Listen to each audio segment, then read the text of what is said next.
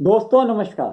Nexon news के खास bulletin में आज हम फिर से एक बार राजनीतिक जगत की उथल पुथल के बारे में बातचीत करेंगे। दोस्तों, देश में अभी हाल में ही 5 राज्यों के जो विधानसभा चुनाव के रिजल्ट आए हैं, उसमें फायदा तो भाजपा को जरूर हुआ, लेकिन अभी उसकी समस्याएं खत्म नहीं हुई हैं। उसने 3 राज्यों में, खासतौर से हिंदी बेल्ट में, हिंदी हार्टलैंड के जिसको कहा सकता है, जहां हिंदी भाषी लोग रहते हैं, वहां पर 3 राज्यों में उसने बड़ी प्रचंड बहुमत से जीत हासिल की है। लेकिन दोस्तों, केवल जीत हासिल करना ही काफी नहीं होता है, उसको आगे कायम रखने के लिए भी लोगों को काफी पापड़ बेलने पड़ते हैं। दोस्तों, आज हम विशेष तौर पे 2 राज्यों के बारे में बात करेंगे। वो हैं राजस्थान और मध्य प्रदेश। मध्य प्रदेश में तो भारतीय जनता पार्टी की सरकार लगभग 20 साल से है। 1.5 साल, सवा साल बीच में कांग्रेस की सरकार आई, लेकिन उसके बाद फिर से भाजपा ने जेन केन प्रकारेण फिर से एक बार कूटनीति के चलते एक बार 2020 में फिर से सरकार बना ली और शिवराज सिंह चौहान वहां पे लगभग 18 साल तक मुख्यमंत्री बने रहे। दोस्तों, भाजपा को एक तरफ इस बात पे काफी खुशी रही कि 18 साल तक उनकी पार्टी की सरकार मध्य प्रदेश में रही, लेकिन दूसरी तरफ उनको ये भी लगने लगा कि कहीं एकाधिकार ना हो जाए शिवराज सिंह चौहान का, कि वो केवल एक सर्वमान्य नेता के रूप में न मान लिया जाए। और ये बात काफी हद तक ठीक भी है कि शिवराज चौहान का जो इमेज है लोगों के बीच में, काफी शालीन और बहुत ही सौम्य स्वभाव के माने जाते हैं शिवराज सिंह चौहान। उन्होंने अपने प्रदेश में जो इमेज बनाई है, लोग उनको मामा के रूप में मानते हैं और उनको काफी सम्मान भी मिलता है। खास तौर से पिछले जो चुनाव हुए उसमें उनको जो 2-3 महिलाओं के लिए स्कीम चालू की, उसकी वजह से उनकी पार्टी को 7% तक वोटों में इजाफा हुआ। वो जो इजाफा हुआ वो शिवराज सिंह चौहान की जो लाडली बहना नाम की स्कीम से ये सब फायदे हुए। अब दिल्ली का बीजेपी कमान ये चाहता है कि किसी तरीके से शिवराज सिंह को कहीं शिफ्ट किया जाए। शिवराज भी इस बात को भली भांति समझ गए, क्योंकि चुनाव प्रचार के दौरान अमित शाह और प्रधानमंत्री मोदी ने जाहिर तौर पर शिवराज सिंह चौहान का बॉयकॉट किया। ना तो वो प्रचार सभाओं में शिवराज सिंह चौहान का नाम लेते और ना उनकी सरकार की योजनाओं को जनता तक पहुंचाने का काम करते। वो सिर्फ केवल प्रधानमंत्री अपनी तारीफ, अपनी योजनाओं की तारीफ और केंद्र सरकार की उपलब्धियों के बारे में बातचीत करते थे। लेकिन इसके बावजूद शिवराज सिंह चौहान ने प्रचंड बहुमत के साथ मध्य प्रदेश में अपनी सरकार बनाई और कांग्रेस को एक बार फिर से धूल चटा दी, जिसका ये सपना था कि इस बार वो बदलाव करके रहेंगे। लेकिन कांग्रेस इसमें विफल रही, पूरी तरीके से विफल रही। ये बात अलग है कि कांग्रेस ने इस बार मेहनत बहुत की, लेकिन रिजल्ट उसके खिलाफ में गया और भाजपा को एक बार फिर से 5 साल के लिए सरकार में रहने का मौका मिल गया।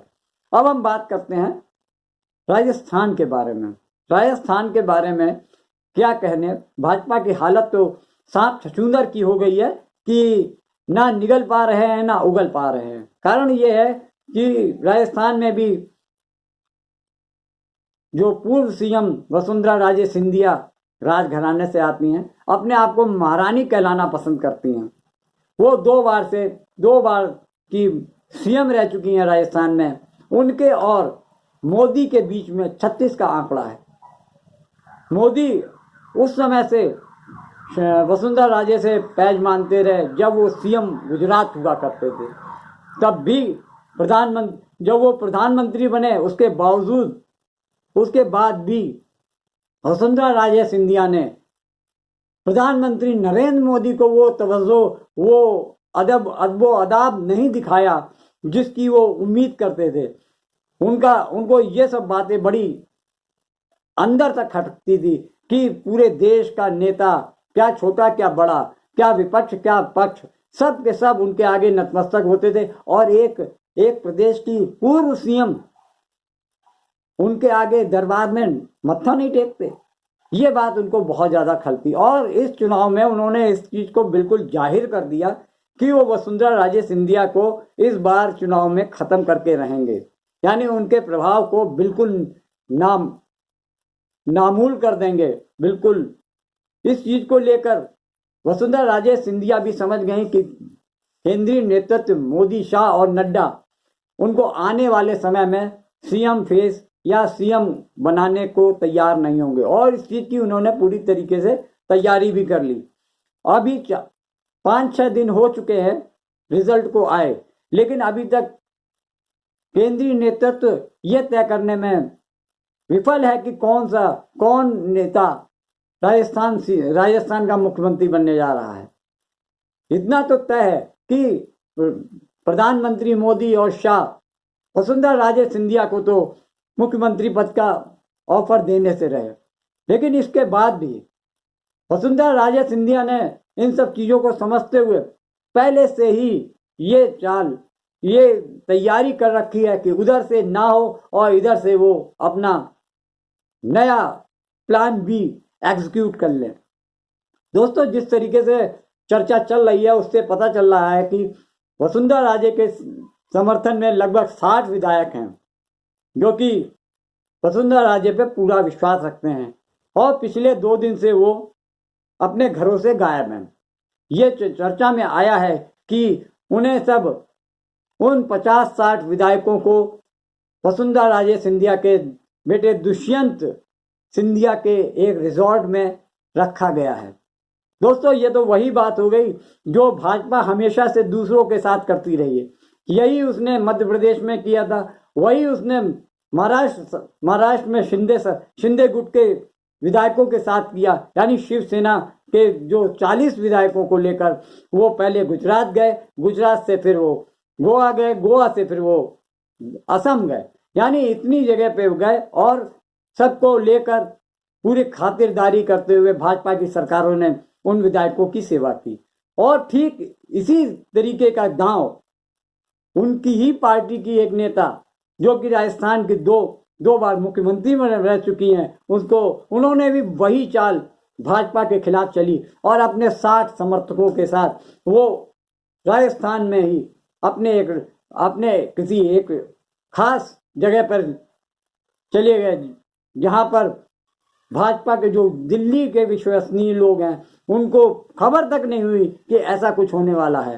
दोस्तों, ये तो सिर्फ एक तमाचा मारा है भाजपा के ऊपर वसुंधरा राजे सिंधिया ने कि तुम डाल हम पात, यानी एक तरीके से ये कहा जाए कि ये कांग्रेस और वसुंधरा के